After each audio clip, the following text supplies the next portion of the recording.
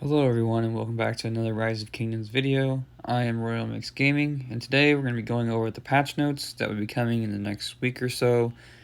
So on the 16th of May, they plan to update the game to Museum of Wonders, and we're going to start reading through these, and I'm going to kind of give you my opinions on what I think is going to maybe happen and kind of just in general what the update's going to be about. So there's going to be a museum day of event series. So that's going to be like the 7 days of questing. Probably the alliance one where you donate, I think it's like a certain currency, and then you get the 10 different alliance packages that you get a set amount of rewards and things like that. It's mostly likely what's going to happen. And it's just those completing quests for 7 days kind of event that we always have. Collect some points, you're going to collect certain different currencies. Probably going to be a bundle for the special currency. There's going to be a way to get different epic city themes and their choice chests. There's going to be a treasure hunt, like is the one where I think you scout the different camps. You have to basically find the map pieces, and then you can scout a certain camp, or basically like a different scouting spot, and find the treasure. And you can do that. There is Race Against Time again, where you try and kill as many barbs as possible within about a 10-minute time frame roughly. And it'll go live on after 2 weeks after this update. So it's going to be in about 2 to 3 weeks, so we'll have this update and it'll be in effect.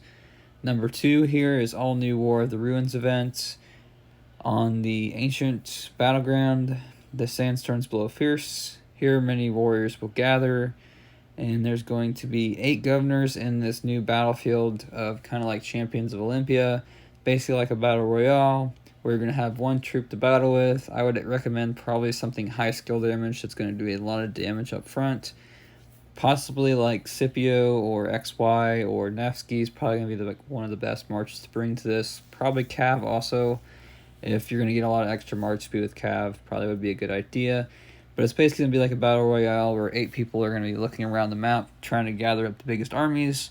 Maybe there'll be some different skills and things like that that can apply to that so that you can get the best team on with your one march. You're going to get as many troops as you can and try and defeat the other 8 governors. I have to see if the rewards are good enough to do that very often, but we'll see what happens when it comes. And then there'll be troops granted random skills. Not sure how random this is going to work yet. And then basically it's the Fire of War, where the map's going to close down on you and kind of like a big battle royale in a big circle, and it's going to basically hurt you if you're in that area.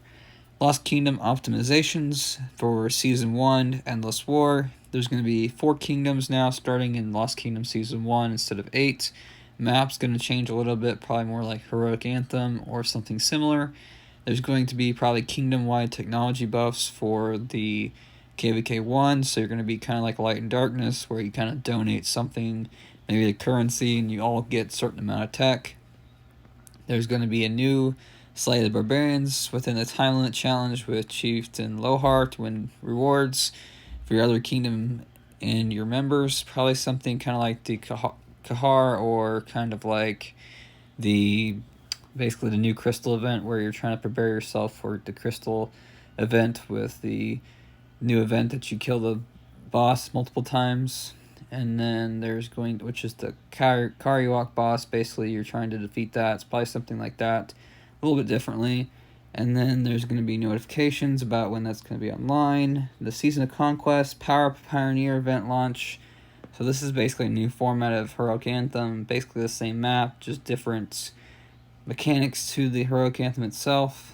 There's going to be all new range combat, which is basically you can use these story exclusive commanders with siege units to build archer towers, which I kind of feel like it should be archers if it's actual arrow towers. I probably wouldn't have called it that myself. But you're able to attack enemy troops from long distances. We'll have to see how far that is. I really don't like getting hit from a distance. I don't really think that's fair. Don't really want to play this format if it's range combat, because even in Champions of Olympia, whenever you got hit from a distance, either the damage wasn't high enough to really do anything to the opponent that were coming at you, and you couldn't get the tower down fast enough to get away, that it wasn't worth it. And also, it's kind of annoying getting hit from far away, because basically if they don't make it so that you can get to the target fast enough, they can do a lot of damage to you and you can't even touch them. I don't really like that. It's kind of like hit and run, and I don't like that kind of stuff, so I don't necessarily care for that. But we'll see how that's going to go and how the story exclusive commanders are going to work. Probably similar to the Bastions, but I'm not sure exactly how you obtain the story exclusive commanders yet. But we'll have to see. There's going to be a new troop blockade feature where you kind of block your opponents, kind of like an actual blockade.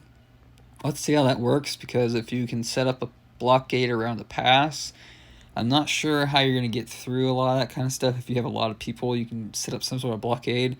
So it's going to be much more difficult to get through passes and stuff, I feel like, if you're going to be blockading people from going through to different areas. So I'm not sure how that's supposed to work with, like, just in general field fighting. If people are blockading and you're trying to field fight, I don't know how that's going to interact with each other. It's going to be kind of weird. So we'll see how that works, but I'm not too... I don't know. It's going to come up with a lot of different strategies, but I think it's also going to come pretty tedious with how you fight each other.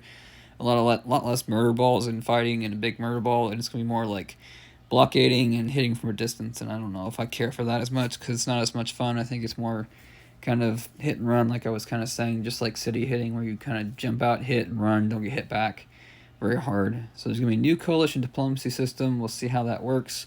Maybe it's a different kind of chatting system or something like that. And they're going to be adding new coalition markers. That's on here somewhere also. And then there's new alliance towers. Crusader flags can be turned into alliance arrow towers, which will automatically attack nearby non-friendly cities.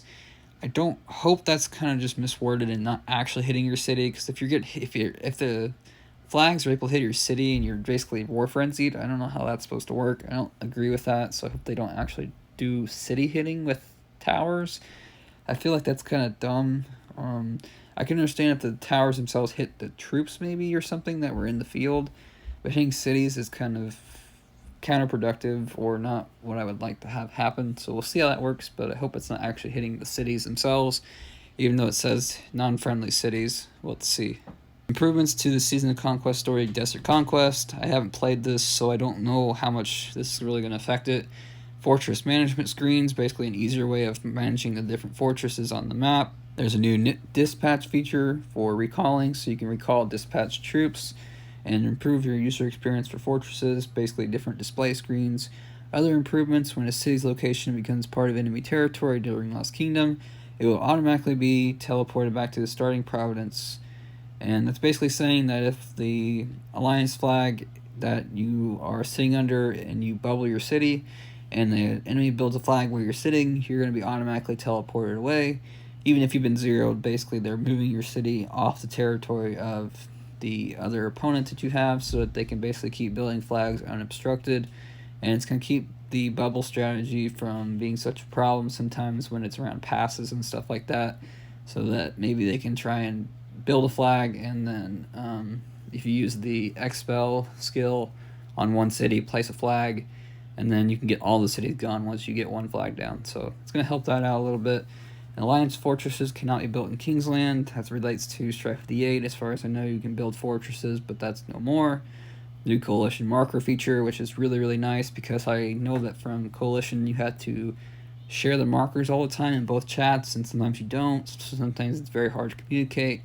And it'd be much easier if you can place one marker for everybody, so everybody can see the same marker, everybody's on the same page, and it helps a lot more whenever you're trying to communicate with multiple alliances in that coalition. So now there's going to be other optimizations of new commanders' filtering systems, so that you can filter based on unit type or specialty, change conditions for obtaining or scrapping beginners' immigration items. Once the update goes live, newly created characters will not be able to obtain beginners' immigration items, and then, if not in the preparation season, unused beginners' teleports will be scrapped at City Hall level 8. Once you reach season 1 of KVK, it'll also be scrapped. So that's basically even harder to begin jumpers. You're going to have much of a more shorter time frame to be able to even use those beginner teleports. I would say it's only a few days. I don't know the exact time frame.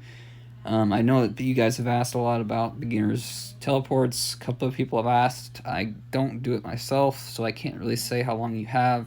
I would only say it's a couple of days. It could be up to a week. I don't know exactly how much you have, but you're really going to be careful with doing jumpers now, because they're limiting how far back you can go and to what kingdoms, how newly you can go. The Season of Conquest bundles Conqueror's Will, Mountain Warfare, and Battle of Peaks will be visible 2 governors have City Hall level 25, so basically prevents anybody that's below level 25 from buying it, which is fine, so that they basically can't use it if they can't get into the KVK, and basically they're trying to refund it, which is a problem. And then improved graphics for the Trial of the Kyle Karak event. Don't think that was needed. They could have done something else, but that is basically going to be the update. And you go ahead and click here and give them your feedback if you feel like it. You'll get like a couple hundred gems or something like that. I don't remember, gold key and some things like that if you want to do that. Feel free to do that if you want on your own. We'll see how that goes. So I think overall this update is going to be good because they're giving some different flavors to the KVKs, but I don't like the range attacks. I already said that probably in the previous video. But we'll see how it goes. So thank you guys for watching this video. Drop a like, subscribe if you haven't already. Leave a comment down below if you have any questions, and I'll see you on the next one.